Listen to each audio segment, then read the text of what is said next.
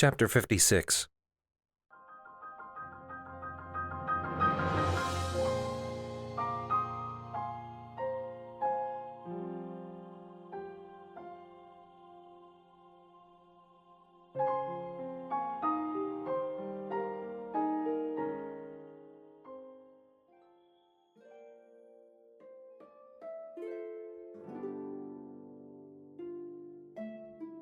Tell me, Link, Mipha asked, as she wove some of the river grasses into a kind of circlet.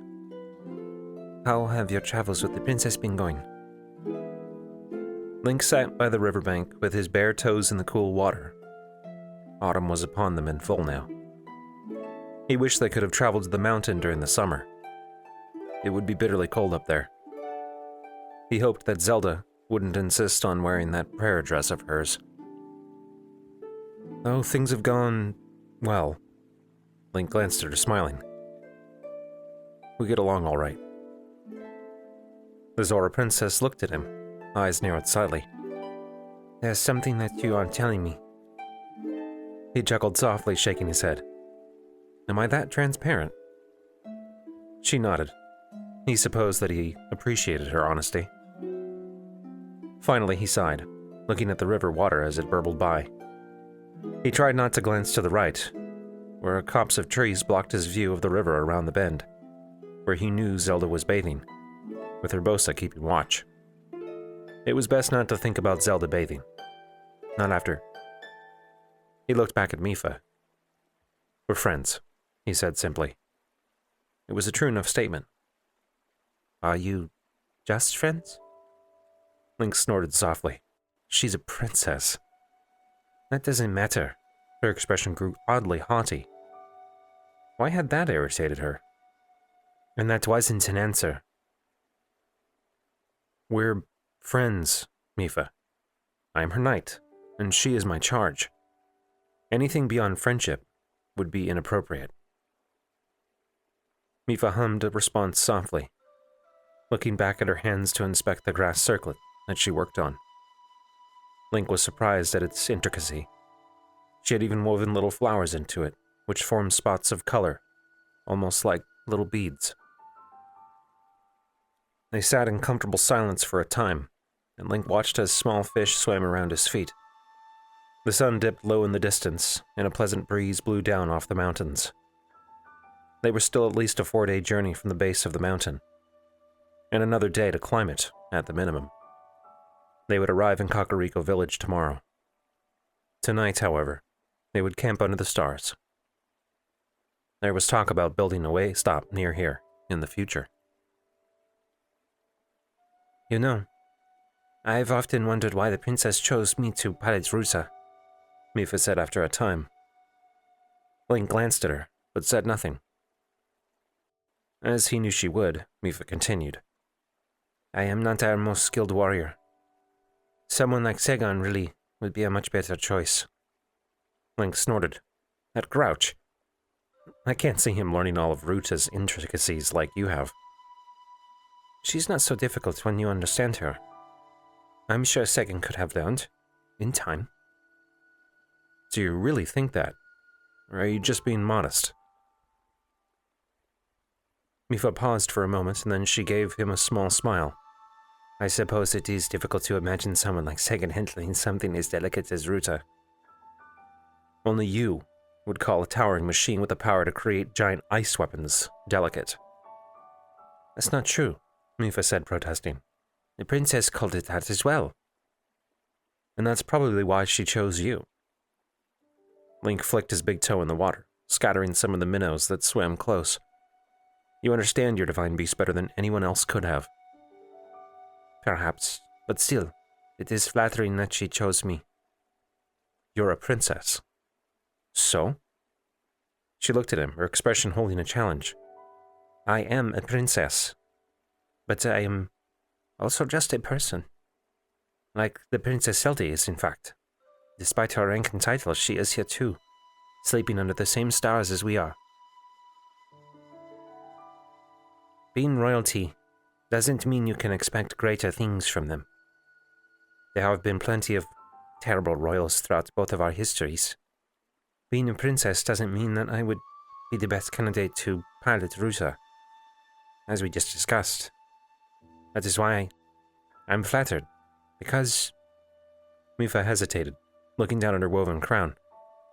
I am sure that she understands that just as acutely as I do. Link remained silent for several moments, turning her words over in his head. They came uncomfortably close to some of his own struggles, to even see Zelda as a princess anymore. He often only saw the woman now, and that was dangerous. Well, he said, it never surprised me even for a moment to hear you were chosen.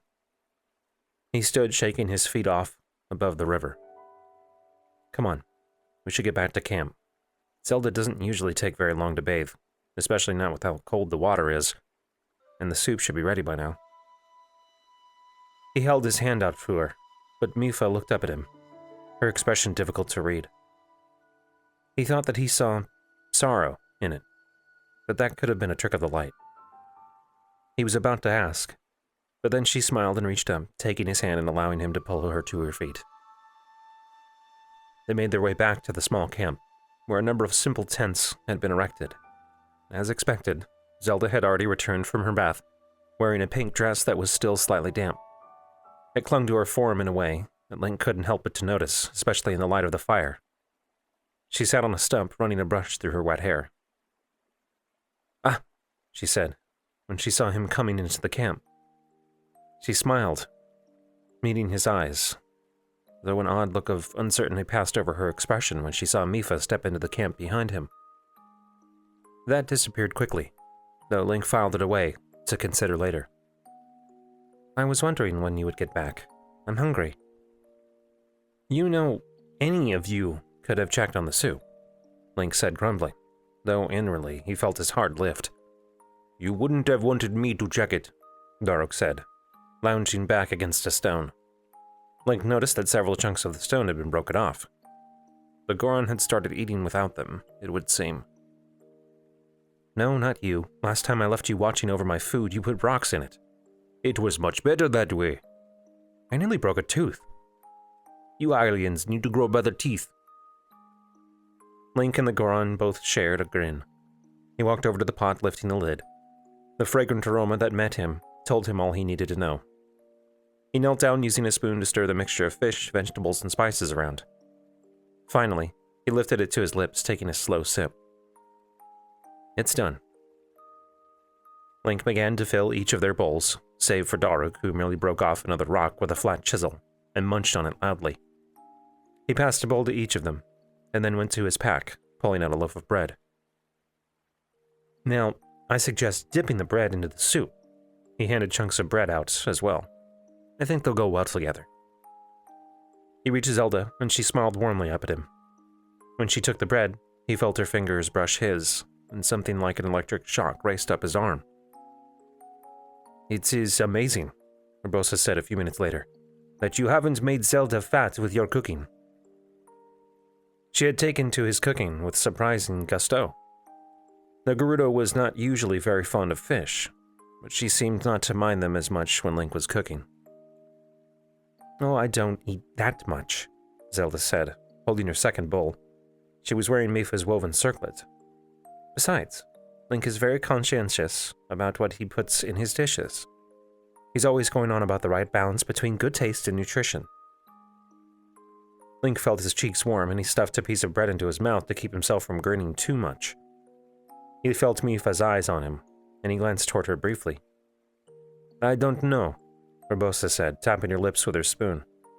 It's possible that you have put on a little bit of weight since you started traveling together. Zelda gasped, and then her eyes narrowed. Well, we can't all be blessed with Gerudo height and perfect abs. Link laughed, spitting some chunks of bread out of his mouth in the process. Both Urbosa and Zelda turned to look at him in surprise. He flushed and quickly covered his mouth. Urbosa smirked at him for a moment longer, eyes twinkling with mischief. Finally, she looked at Zelda. You know I'm only teasing you. You looked perfectly fit, and as beautiful as ever. She paused. Wouldn't you agree, Link? Oh, hell. Damn you, Urbosa. He shoved another piece of bread in his mouth, glancing between Urbosa and Zelda, who now both looked at him far too expectantly. He'd almost forgotten how much these two, especially Urbosa, liked to tease him while together. "Mm-hmm," he nodded, still chewing his overly large piece of bread. He couldn't tell due to the fire's glow, but he thought Zelda might have blushed. His thoughts traveled back to that moment in her bedroom as he was leaving. Her comment about being happy for things that shouldn't be. It could have been innocuous. It could have just been about the flower. It could have. It didn't have to mean that she shared his feelings. Daruk crunched loudly down another rock behind him and stirred Link out of his thoughts. He'd been staring at Zelda, and he was fairly certain that everyone in the camp had noticed. Well, perhaps everyone but Daruk. He quickly scooped more of his soup into his mouth, not looking up again until well after he heard Zelda and Urbosa resume speaking with each other.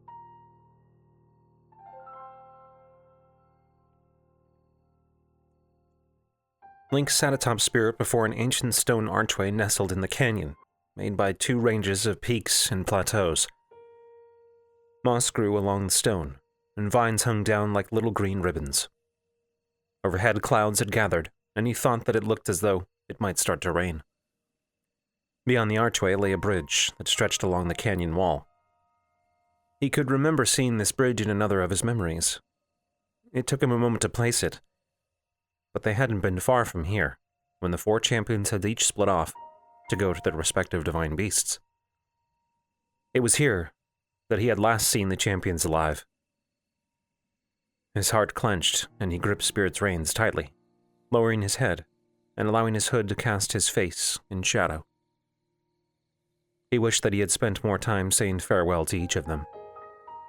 He wished that he had understood Mipha's feelings for him, and that he could have told Urbosa how much he respected her loyalty and dedication to Zelda. He wished he could have hugged Daruk and thanked him for always treating him the same, before and after he drew the Master Sword. He even wished he could have seen Revali one last time, if only to tell him. Well, Link really didn't know what he would have said to Revali. He remained there for a long time, reliving the cherished moments he had with each of them, the countless memories that he had now of spending summers with Mipha in Zora's domain as a child, and then as an adolescent. Those had stopped eventually, as his duties under Sir Russell took priority, but he would always remember them fondly. He could also remember sparring with Daruk.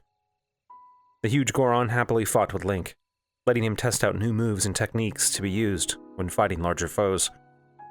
Link knew now that his ability to fight creatures like Hinoxes or Lynels came from those sparring sessions, and afterwards they would always go rest their weary muscles in the hot springs.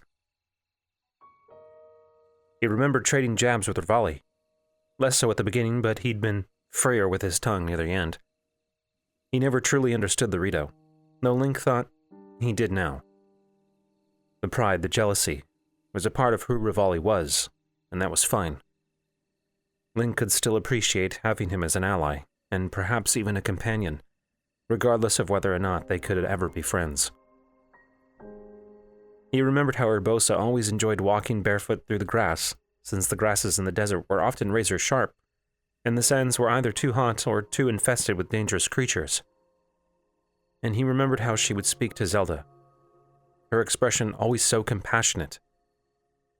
Zelda was the daughter she never had, and Urbosa loved her fiercely.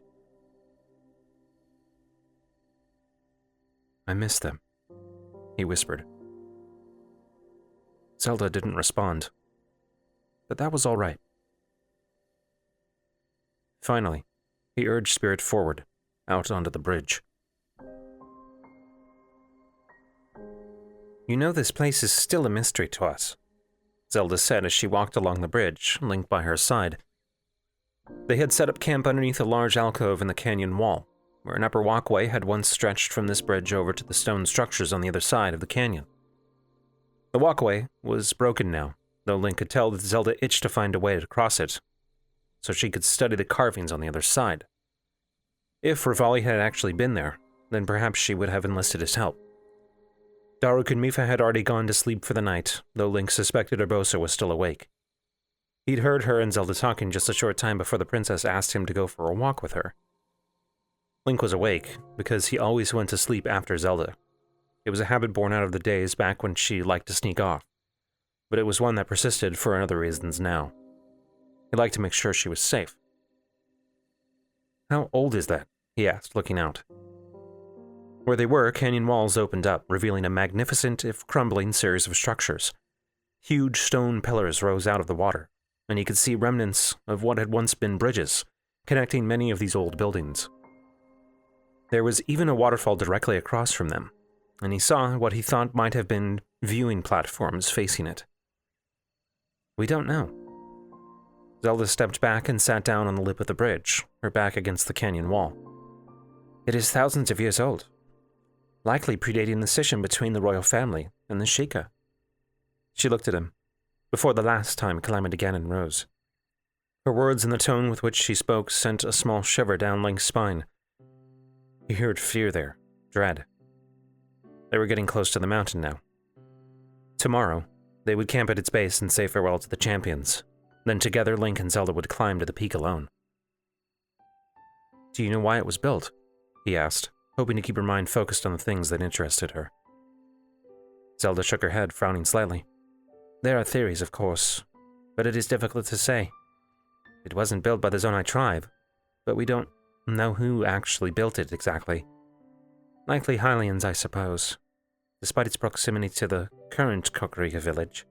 The Sheikah didn't live here before their falling out with the royal family."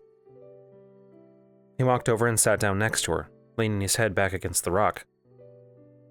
He looked up at the stars overhead. "So nothing in that library of yours that talks about it?" She inched closer to them until their arms brushed against each other.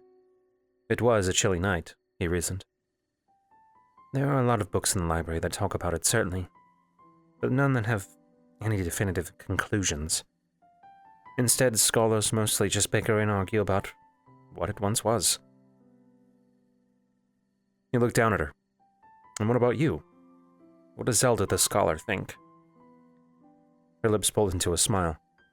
"Well, I think this is far, far older than most scholars place it." "How old do you say?" "I think it is from prehistorical times, before the kingdom. There are markings." She sat forward a little, pointing at a distant spot. "Up there that I've seen sketches of. They depict great birds and people riding on their backs." "People flying on birds?" Link asked, raising an eyebrow. "What birds, like Rito?" Zelda leaned back, and this time she even leaned into him some. "Something else. Perhaps an ancient species that died out a long time ago. You've heard the myths of people from the skies, haven't you?" "No, but I have a feeling I'm about to find out." She laughed softly. "Of course you are. Legends say that once there were people that came from the sky. They flew on the backs of enormous birds and lived among the dragons. But one day they came down to Hyrule. Here the legends diverge.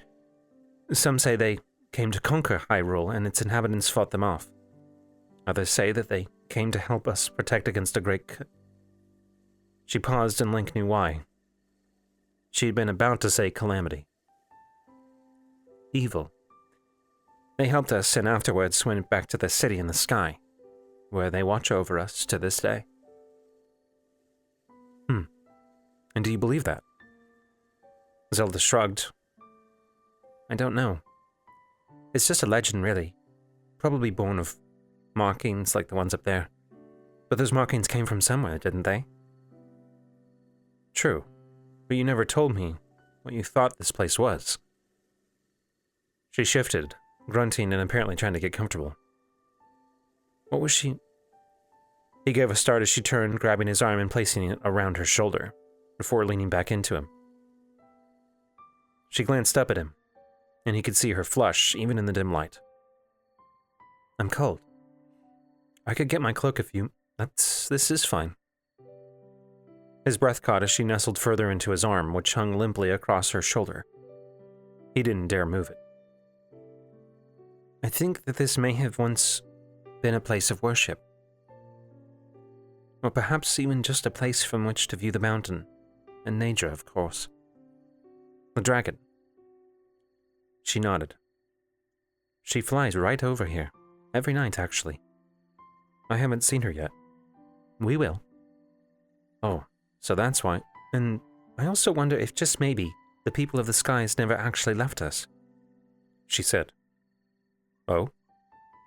It's a silly thought, but what if we're the sky people? And why do you think that? She paused for a long time. I had a dream not long ago. I dreamt of... She cleared her throat, not looking at him. You and I, riding on the back of a bird far above the clouds. Well, my mother did always tell me that I had my head in the clouds. Zelda shook with quiet laughter. Finally, when she composed herself again, she said, Yes, that does sound like you. Link the Dreamer. You have no idea. So, you are basing this theory, which upends our entire history, if I understand things correctly, on a dream you had recently? She scoffed. Of course not. There exists some anecdotal evidence that suggests it could have been possible. Those motifs came from somewhere after all. And there are other curious locations throughout Hyrule. I'm not the only one to come up with this theory either. There have been at least 2 other highly respected scholars that have suggested as much as well. But your dream confirms it. No, it was just... She hesitated. It was just a nice dream. I've been having a lot of bad ones lately. Link frowned, looking down at her. Like what? She exhaled slowly. Like... She trailed off, glancing up. A moment later, she gasped and her body stiffened. Look! There she is! Link glanced to his left, and his eyes widened as he saw the long, sinuous form of Naedra, the patron dragon of the Lanayru region. Her skin radiated with a pale blue-green light, while the series of spines that jutted out from her head, like a mane, and the ones that ran down her back were an icy blue. She undulated through the air, her many claws slowly moving, as if swimming. The dragon circled Mount Lanayru's peak, before slowly uncoiling and beginning towards the canyon and the Lanayru Promenade, as it was now called. She's beautiful, Zelda whispered, eyes wide. Together they watched as Naedra approached and eventually entered the canyon overhead. Link glanced over and saw that Urbosa had stepped out to watch further down the pathway. Mipha and Daruk had both emerged as well. She must have woken them. He wondered if he and Zelda should let their companions see them like this. But then he decided that he really didn't give a damn what they saw tonight. Naedra slowly undulated through the air above them, causing a powerful wind to pick up and blow down the canyon. Zelda shivered and Link, without thinking, drew her in, gripping her shoulder. The dragon continued down the canyon, never changing its speed or giving any indication why it was there. It just continued down the path, never veering from it, until it finally passed out of sight. Zelda didn't pull away from him when the wind stopped blowing, nor did he loosen his grip. I'm scared, she finally said. I know, he paused. Me too. But don't forget, the next moment might change everything. She was silent for several seconds after that, and then she leaned her head to the side, resting it on his shoulder. Despite everything in him that told him this was wrong, despite his sense of duty and honor that demanded he pull away, he only drew her in ever tighter, enjoying the feel of her small, warm body pressed against his. Eventually, he leaned his cheek against her head, and they remained like that for a long, long time.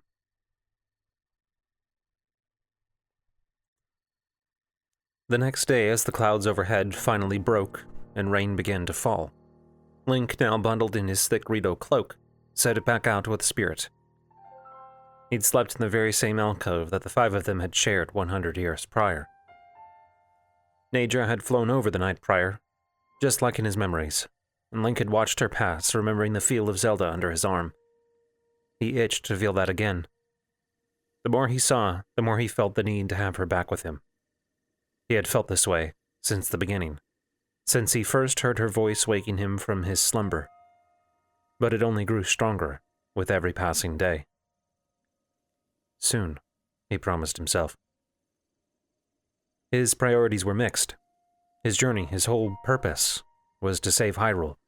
It was far larger than one woman. Yet when he imagined defeating Ganon, he didn't see the thousands of people that he had saved, or even the kingdom's rebuilding. Instead, he saw Zelda, standing in a field of grass, smiling at him. It drove him on. He hadn't gotten Zelda to respond again to his speech.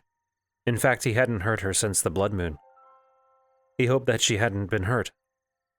He could still remember the pain in her voice as she appeared to struggle in answering him. Just 2 weeks. I know she can hold out for 2 more weeks. Spirit clip-clopped his way up the stone bridge as it began to incline again. The bridge was incredibly long, and it took several hours before they reached the end. Finally, however, they passed under an arch similar to the one on the other side, and out into a large valley nestled between the mountains Lanayru and Midorna.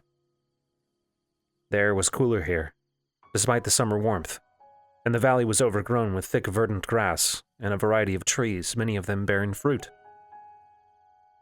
The rain drizzled down, dripping off the leaves in thin streams. Beyond the valley, Mount Lanayru rose, its peak obscured by the thick clouds. He passed through the valley, passing by numerous woodland animals as he did so. Deer were plentiful here, as were rabbits, foxes, and some boars.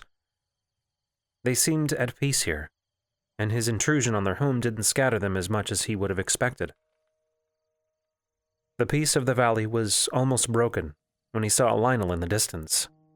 It was tall, proud, and covered in white and black fur. His initial instinct was to ready himself for combat. However, the Lionel made no move to attack him, and he didn't even see any weapons on its back. It merely watched him warily. Finally, his neck prickling at the thought of turning his back on it, Link continued on. He circled back after a couple of miles to make sure the Lionel hadn't followed him, but it hadn't. It appeared to be living in peace, enjoying the fruits of the valley, and he felt no need to disrupt that. He continued on, until he reached a place at the other end of the valley, where the land began to slope up, and the grass transitioned to rock, and higher up, snow. Here he left Spirit, patting the horse's neck and removing his saddle. He wasn't worried about Spirit's safety. The horse had plenty of food and water here, and the Lionel had been left behind hours ago. Even if the Lionel had followed, it appeared to be living at peace with the other animals. He doubted it would hurt Spirit. "I'll be back in 2 days, boy," Link said, nuzzling Spirit's face. Then he took his pack and gear, and began to make his way up the mountain, clutching the cloak tightly around him as the drizzle continued to fall.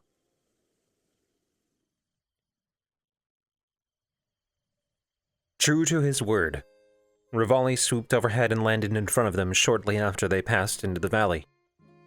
Link had wanted nothing more than to throttle the damn Rito, but Zelda had laid a calming hand on his arm, and then greeting him as warmly as any of the others.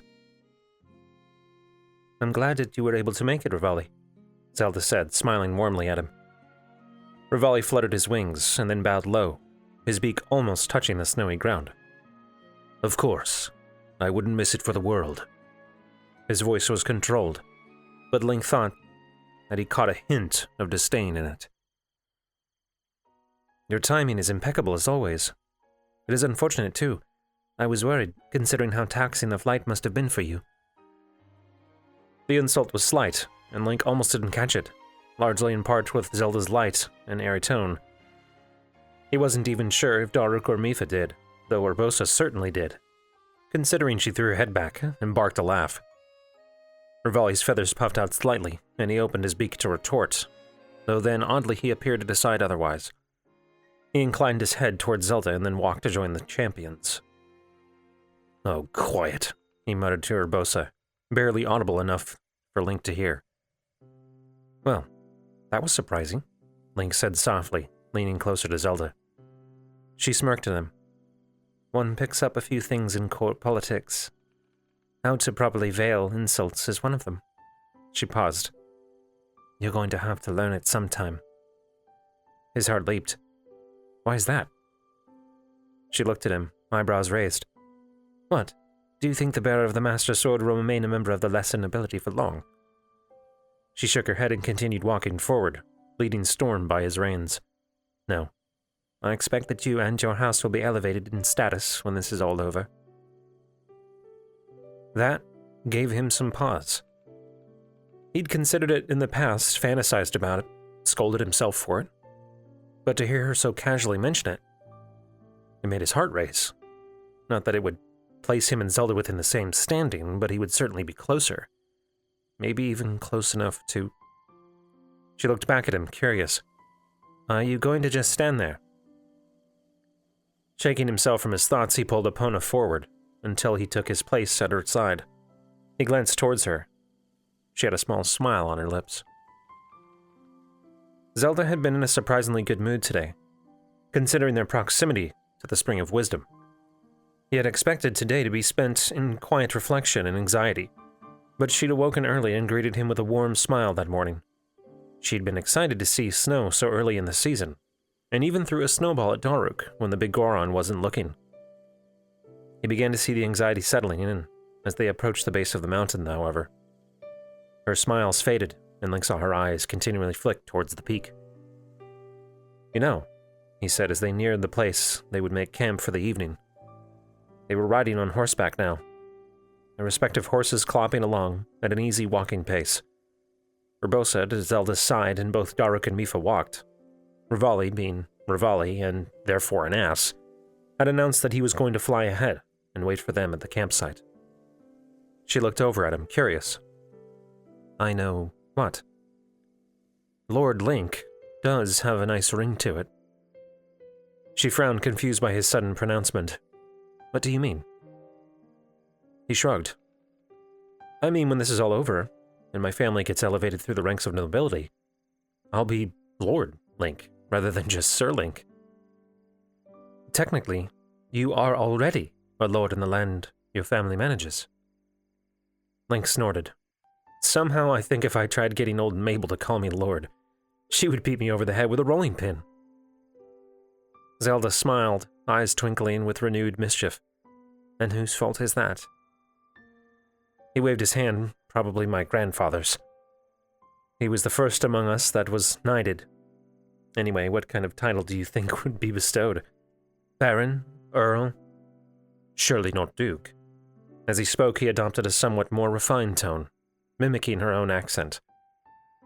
And what would you do with such a title? He hesitated, meeting her eyes. I would probably ask you to marry me. I honestly have no idea. What do the upper nobility do when they're not trading insults at balls? I feel like I should know this, being a lord and all, but I do not. Important work, I'm sure. Then I'll be a natural. I am, after all, considered to be a very important man in some circles. In some circles. Link grinned at her. They're usually full of people who don't know me very well. Once people get to know me, and see just how much of an uncultured... He paused, and Zelda looked at him expectantly. I can't think of the word. Rube. Rube? Rube? That's the word you suggest? Zelda shrugged. You do smell like horse most of the time. I do, don't I? He looked down, patting Epona on the neck. That's all right, she said, lifting her chin and causing her hair to shimmer behind her back. I've grown fond of the smell of horses. I don't mind it at all. Oh, right. Well, that's good and all. Link tried to keep himself from showing just how much he hungered for more comments like that. But I'm afraid the other nobility won't be impressed by my, smell. She looked back at him, face serene. Well, it is a good thing that I am the only one you need to impress, then. Link felt his face growing warm, and he opened his mouth to stammer out a reply, though he had no idea what to say. What did she mean by that? Zelda saved him from the necessity, however. "Oh, there's Revali. I suppose this is where we will camp for the night," she said, pointing. "Thank the ancestors," Urbosa said, smirking towards Zelda. Link hadn't noticed that she'd ridden closer to them. "If I had to hear you two and your awkward flirting for another minute..." "Urbosa," Zelda hissed, her serene composure breaking immediately. "We were not..." Urbosa laughed and kicked her horse into a trot, passing by and riding to where Revali had set himself up a small canopy and already set up a fire. Zelda drew her horse to a stop, glaring at Urbosa's back. Link stopped as well, and both Daruk and Mipha passed to his left. The Goron gave him a curious look, but Mipha walked very quickly, not looking at them for some reason. "She likes to tease far too much sometimes," Zelda said, cheeks still flushed. "I hadn't noticed," Link said dryly. She looked back at him and opened her mouth, but then appeared to think better of it, closing it. He watched her struggle for a moment before taking a deep breath. "Well, come on. It's gotten cold and that fire looks inviting. Besides, I'm hungry." "Yes, Your Highness." She gave him a withering look and urged her horse into motion. Link did the same, and they both moved to join up with the others. The next day brought with it more cloud cover. Though no rain fell when Link started climbing the mountain. He donned his Rito boots and trousers, though he kept his champion's tunic on for now. He would put the Rito tunic on as he got higher and the temperatures dropped. As he set out, he found that he could faintly remember doing so with Zelda 100 years prior. That morning had been a solemn goodbye, despite the other champions' assurances that this would surely be it. And when they saw Zelda next, they were confident that she would have her power. Zelda hadn't believed them, but she forced up a brave face anyway. And together they made the trek up the mountain, following an ancient stone path that wound all the way up to the peak. It wasn't as large as some of the peaks in Hebra, nor as tall as Death Mountain, so they reached the top before the sun set. As Link wound his way up the mountain on this day, he was struck by the loneliness of his journey. He tried again to speak to Zelda, but still she didn't respond. He worried for her, but Ganon hadn't broke free. He was confident in that much. So she must still have been holding him back. Perhaps it had started to fight again, and all of her strength was needed there. But he spoke to her anyway, hoping that she would hear him. He told her of the new memories he was discovering, and how he hoped to learn even more. He spoke of how uncomfortable he was with the near-mythical status he had attained among the populace, especially the residents of Hateno village. He even complained about the cold wind on the mountain. And finally, he reached a place where the mountain leveled off, near the peak, and there before him was the Spring of Wisdom. Enormous pillars of ice-like crystals surrounded the spring and formed its backdrop. The very peak of the mountain behind it was partially covered by ice.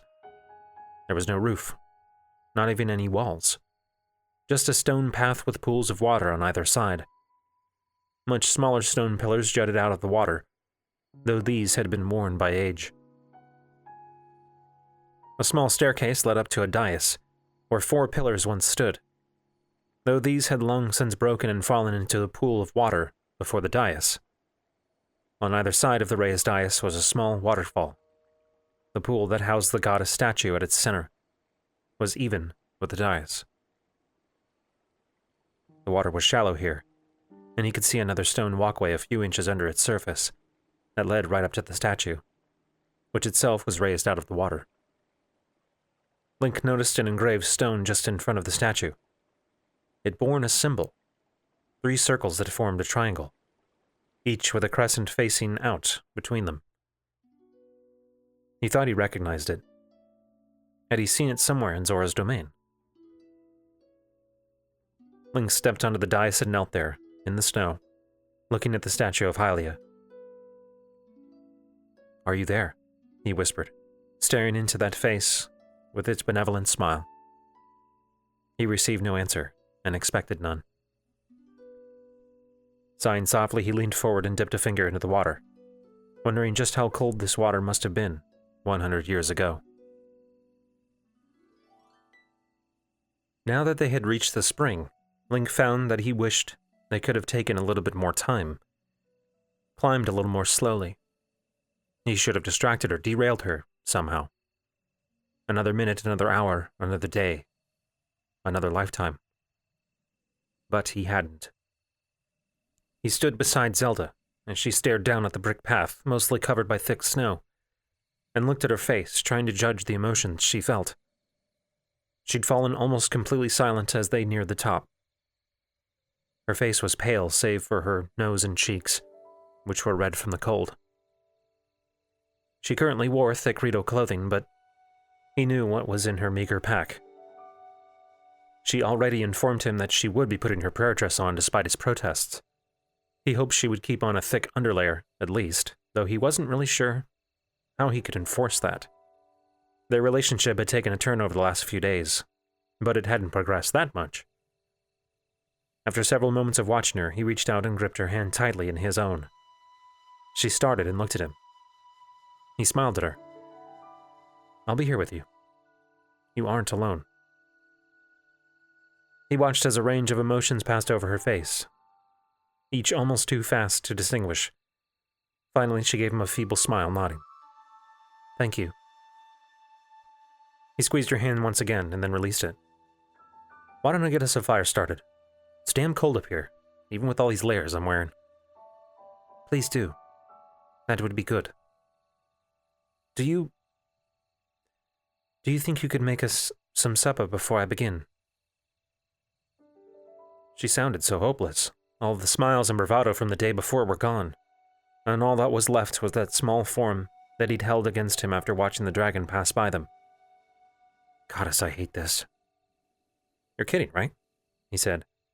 "I would like to see you try to keep me from feeding you to bursting tonight. Why don't you pull out some of my utensils for me? I'll get started on the fire. I'll cook up that pheasant from earlier." She knelt him again to go through his pack, pulling out the cooking utensils and ingredients while he cleared a patch of snow and set the wood he'd gather on their way up down. They worked in silence for a long time. More so than ever before, Link found that he didn't know what to say. Zelda looked as though she were preparing to face the headsman. This felt too much like a last meal. He couldn't come up with any clever tricks this time. No last-minute diversions. So he worked and she worked, and together they made the small camp where they would spend the night. There was only a single tent, but it would be large enough to hold them both. It sent his heart fluttering to think about it, but with temperatures as low as they would be this night, sleeping near each other was important for heat conservation.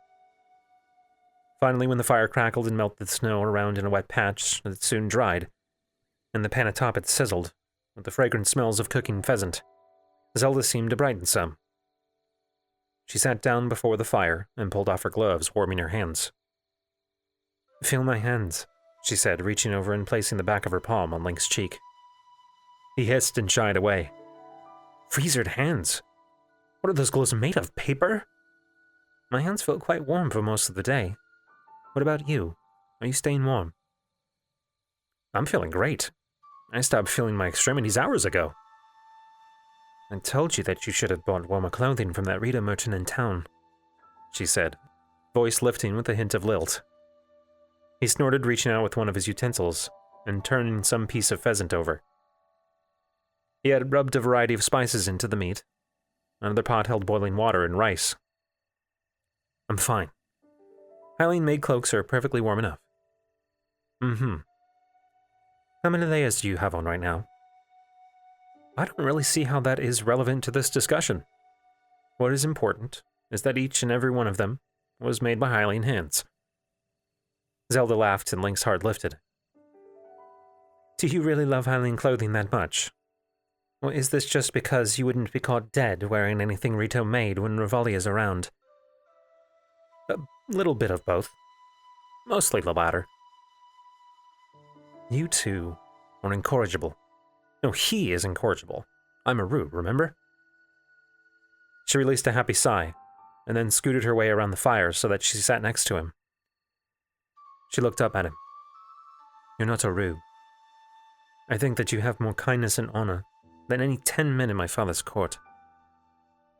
Link opened his mouth to say something witty, but he suddenly found that no words came to his lips. You are far more patient than anyone I know.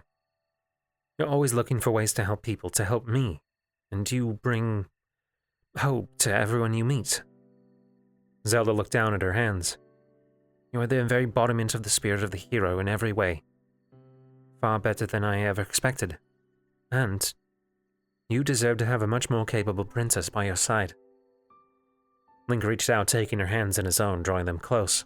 Hey, don't say that. That isn't true at all. She looked at him, eyes searching. Link, if Ganon comes back, I won't. There's nothing I could. Your powers will awaken, Zelda. I know they will. I believe in you. And until they do, I'm going to be right here. And if they don't, then I guess you're going to be stuck with me for a long time. She bit her lip, looking as though there were 100 other things that she wanted to say. He didn't release her hands at first. Words spun through his own head. Things that he could say, things that he should say, things he should do. But finally he let go of her, and her hands returned to her lap. They ate their supper quietly. Link tried to spark up conversation, again, several times, but nothing seemed to work anymore. Zelda had drawn into herself, and he could see the conflict in her emotions, plainly visible in her expression. After the meal was over, she finally rose, passing into their shared tent to change into her prayer dress. While she did that, Link began to add logs to the fire, building it up. Within a few minutes, it had grown in size, and burning hot enough that it was uncomfortable to sit close. He still doubted it would be enough to combat the icy chill of the spring. Zelda emerged from the tent, her hair down, the dress reaching to her calves. Her shoulders and arms were still bare, and with a start, Link saw that she wore sandals. It didn't appear that she'd even kept any layers on under the dress.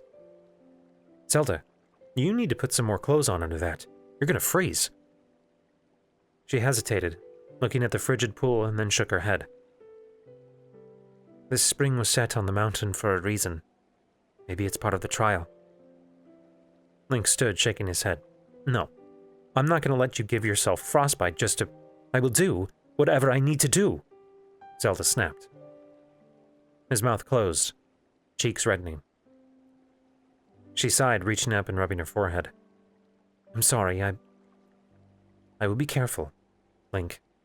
I intend to begin my prayers on the dais. Hopefully I will not even need to step into the pool.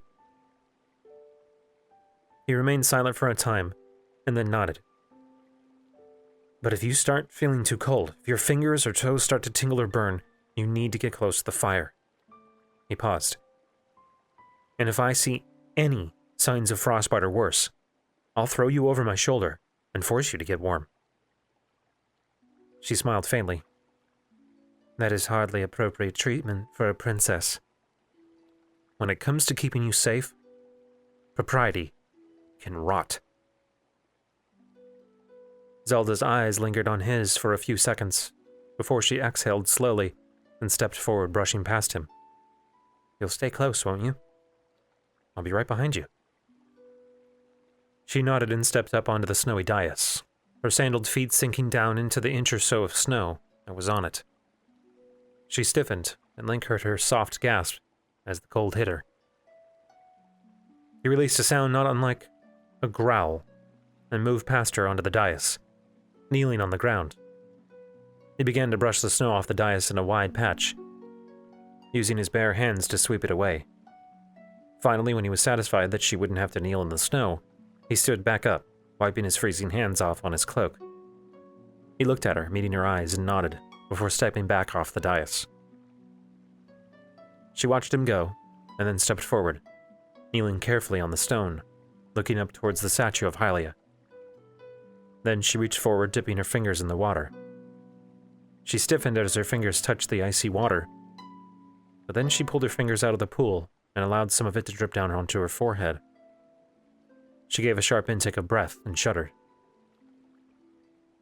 Link watched all of this, lips pursed, and then looked up and met the benevolent stone eyes of the goddess, sending up a prayer of his own. That done, he reached back and slid the Master Sword out of its scabbard, spread his legs shoulder-width apart, and placed the sword's tip against the cold, snowy stone. What was missing? Link asked, kneeling on the stone and staring up at the statue. Why not give her the power here, now? Why make her go through such pain? Why make all of us go through so much pain? The statue merely stood, as silent now as in his memories. Cold, unfeeling, empty. Link scowled and reached over to a piece of stone from one of the broken pillars. He threw it at the statue and the stone bounced off its face, harmless. The act did little to satisfy Link's frustration. Worse, it made him feel childish. Sighing, he rose, turning his back on the statue. He began to set out supplies for his camp. It was beginning to get dark, and he wanted to have it set and a fire burning before temperatures plummeted any further. As he began to set up his tent, however, he looked out. Really looked out. And he saw the eastern sea stretching out before him. Mount Loneru bordered the sea, and from here, he could see for miles and miles. He saw no ships nor indication that any sailed upon these waters anymore. Seeing it made him think of his sister, which only darkened Link's mood further. If it hadn't been for Ganon, she would have been a captain on a ship. He was certain of it. She would have likely sailed this very ocean. But Ganon killed her long before she ever had that chance, and their goddess had done nothing to stop it.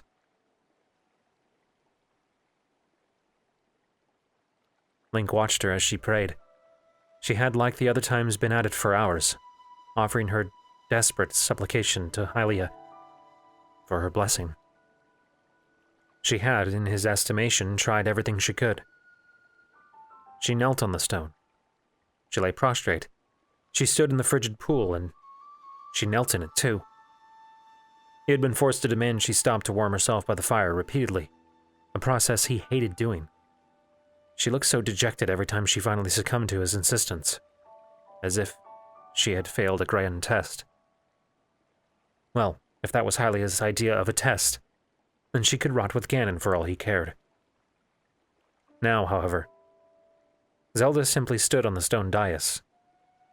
Snow gathered around her feet, flaking her hair and dress. He could see ice forming at the hem of her dress again.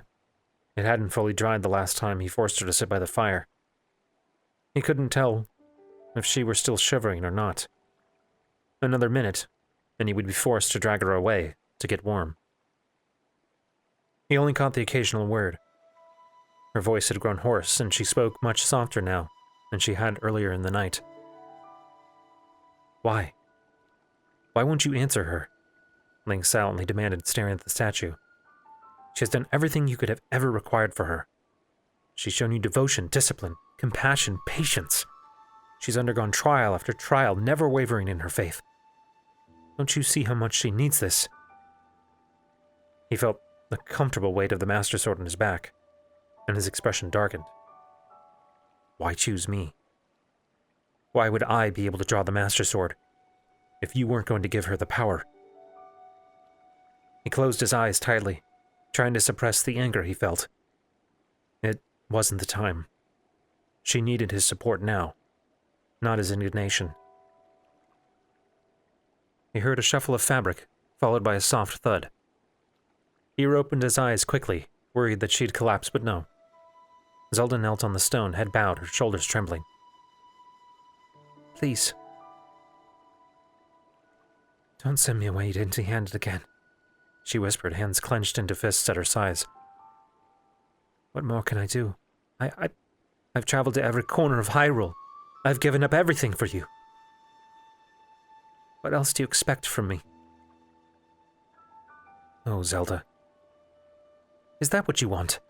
She asked, voice growing stronger. I already sacrificed my childhood, my passions. Will you demand that which I love as well? Am I to cease being myself? I don't... The mountain began to rumble, and Zelda gasped. Link immediately rushed forward, crouching near her, and looking about warily. The silence of the night was rent by a devastatingly loud roar. He grabbed her by the arms and pulled her to her feet, pushing her behind him as he looked around for the source of the terrible noise.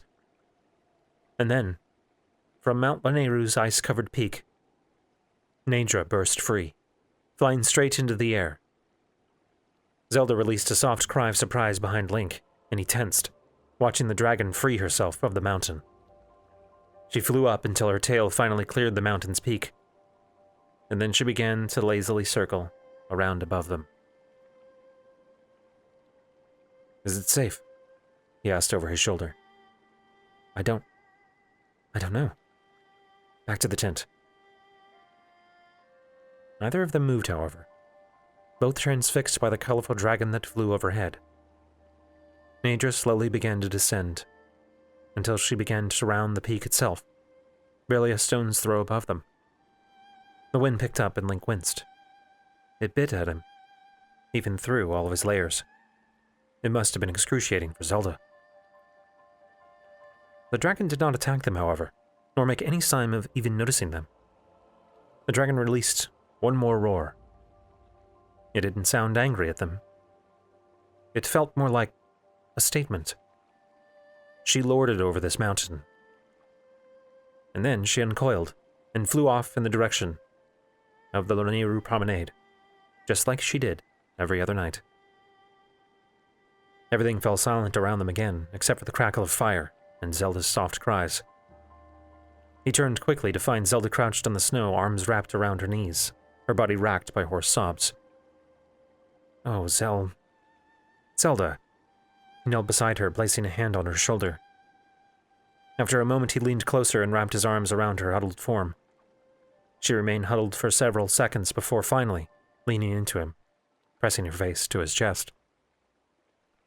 Her sobs came harder and more violent now, and he held her as tightly as he dared. She felt too cold. The dress was damp from the snow, and the skin on her shoulders and arms was frigid. He should have insisted more firmly that she wear something else, or at least put clothes on under the dress. The whole ordeal had been madness, near suicide. His expression hardening, he shifted and with little effort lifted her up into his arms, cradling her tightly against his chest. She gasped, looking alarmed as she gazed up at him, cheeks stained by tears, as he marched off of the dais down the stairs into the fire. He gently set her down on a patch of dry ground and then walked over, pulling out a heavy Rito cloak that she'd brought. He sat beside her and put the cloak around the both of them, while also wrapping his arm around her and drawing her tightly against him. "Link, He shook his head. "You're gonna catch hypothermia if you keep this up any longer." Zelda remained silent for nearly a full minute, before finally her expression broke again, and her body began to shake with renewed sobs. She turned into him, and he encircled her in both the cloak and his arms, drawing her into his lap. "Shh," he whispered, gently stroking her hair. "It's all right. It's gonna be all right." "No," she said in a choked cry. "It's not. I've done everything I can. What else can I do? I've done everything that I or the priest can think of, and still she finds me unworthy. I prayed for 6 hours and I didn't..." Her breath hitched, and she closed her eyes tightly, clinging closer to him. "I didn't feel anything." "I know." He honestly didn't know what else to say, so he just tightened his grip on her and pressed his lips into her hair. "And I'm afraid that something terrible is going to happen soon," she said, her voice muffled by his tunic. "I keep having these dreams, and I have this sense of foreboding, and... Link, if we're unable to seal Ganon when it rises, we'll find a way." He pulled his face back to look down at her. "We'll find a way, Zelda. Everyone will die, and it will be my fault, because I can't... She choked on another sob and clenched his tunic, body shaking violently. "That won't happen. And then, if we do somehow manage to win, you will almost surely be given a new title and lands. You'll leave and you'll have to oversee you." "What are you talking about?" "You'll leave me, Link. The only reason you were ever given this position was to protect me during this journey. And when Ganon rises, if that is no longer needed, then you'll... I'm not going anywhere, Zelda. Propriety could go to damnation. He reached under her chin, turning her face to look up at him. I will stay with you as long as you'll have me. Her reddened eyes widened. That isn't fair to you, Link. You deserve to have your own life. I know that this is never what you wanted. You deserve to be able to roam free, to enjoy the wild, to sleep under the stars. You deserve the life that you love. This is the life that I love, he said, his voice lowering to barely more than a whisper. His hands shifted so that it cupped her cheek, still wet with tears. This is exactly where I want to be. Her lip quivered, and her eyes darted between each of his. Zelda, you are everything that you are supposed to be. His lips moved of their own accord, forming the words that he spoke. He didn't try to silence them, not anymore. It isn't your devotion that I value most. It isn't your dedication, your patience. It isn't your strict adherence to prayers. It's your intellect, your wit, your curiosity. I look at a tree and just see a tree. You look at the same tree and you see the history. You see so much deeper than anyone else.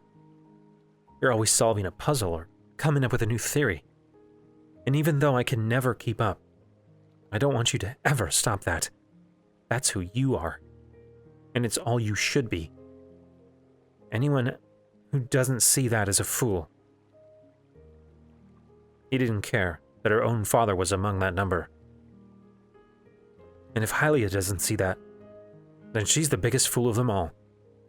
Link, Zelda, a world where you have to give up being who you are is not a world worth saving. Her breath caught and she shifted, sitting up. She was still in his lap and now her face was level with his. His hand still cupped her cheek. He should have moved it. He didn't. Instead, he gently stroked a tear away with his thumb. Not so long ago, you asked me what I thought of you, he said, staring into her eyes. They were so green. He could get lost in those eyes he already had. At the time, I didn't know what to think. You were so different than anyone I'd ever met before, but I knew that I wanted to know more. Link. She leaned ever so slightly into his hand. She was so close now. He could feel her breath on his face, on his lips. He could feel the warmth of her body pressed against his. He felt the source of heat rising from deep within him. Do you know what I would say now? He whispered. He knew this was wrong. 1,000 warnings flashed through his mind. Propriety, duty, none of it mattered anymore. I would say that I think I love you.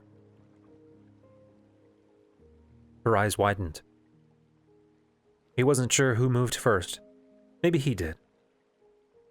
But he thought it might have been her. Either way, their lips met. Hesitantly at first, but then more forcefully. His hand left her cheek, and he wrapped his arms around her, drawing her in closer, kissing her. This woman that he had come to love so deeply. And she kissed him. She kissed him desperately and with a passion that he hadn't expected from someone raised as she had been. Not that he was any more experienced in these matters.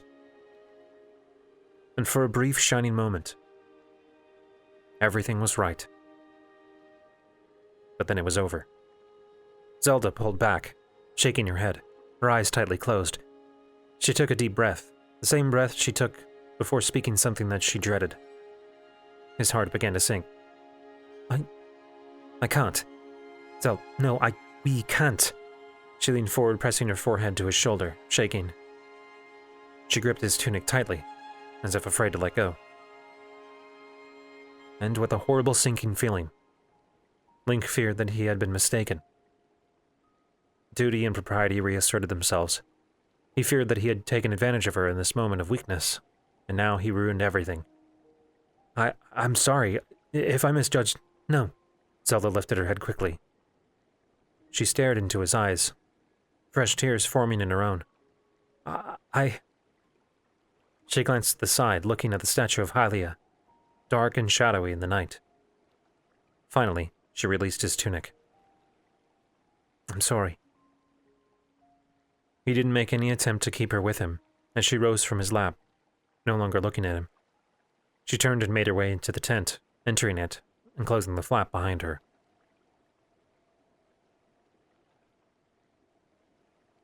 Link broke.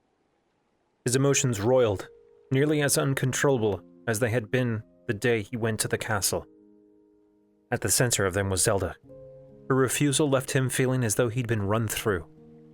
He physically hurt from it. But he wasn't sitting mutely by the fire while Zelda wept quietly in their tent any longer.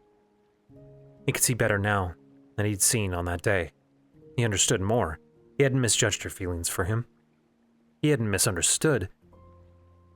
She'd been as desperate that day as he'd been, and he didn't think for a second that her refusal had come from propriety.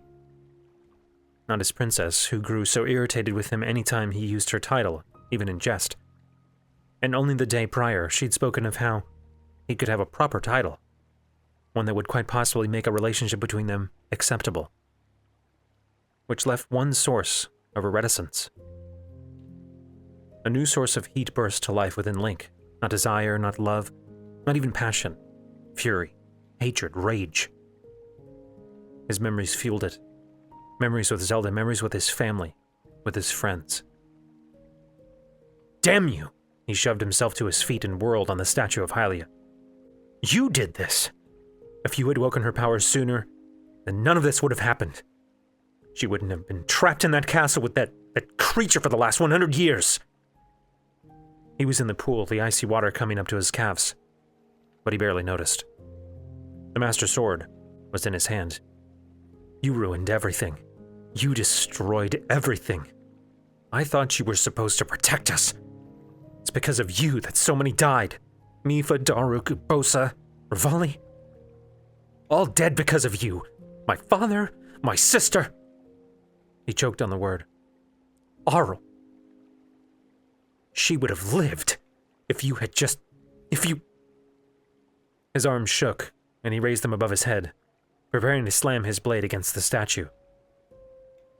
What would break first? The sword made by the goddess, or the goddess herself? But he couldn't. He felt the sword in his mind. A voice that told him this wasn't right. This wasn't what she wanted. He let the Master Sword clatter to the water below, and sank down on his knees, body shaking as he wept for the lives that they all could have led. Give them back. Bring them back. As he knelt there in the freezing water, the statue burst to life with light. He hesitantly looked up and saw that the clouds overhead had parted just slightly, enough that a single shaft of moonlight shone down upon the statue of Hylia. The statue sparkled in the light, awash with a variety of colors, blues, greens, reds, oranges. It was like the light had passed through a prism on the way down. He stared up at that face so benevolent, now lit by a rainbow. It smiled down at him. And images began to appear in his mind. People, places, events, sounds, smells, textures, tastes, hopes, dreams, regrets, pain, love. A rush of everything that made up a life. In that moment, Link remembered. He remembered everything.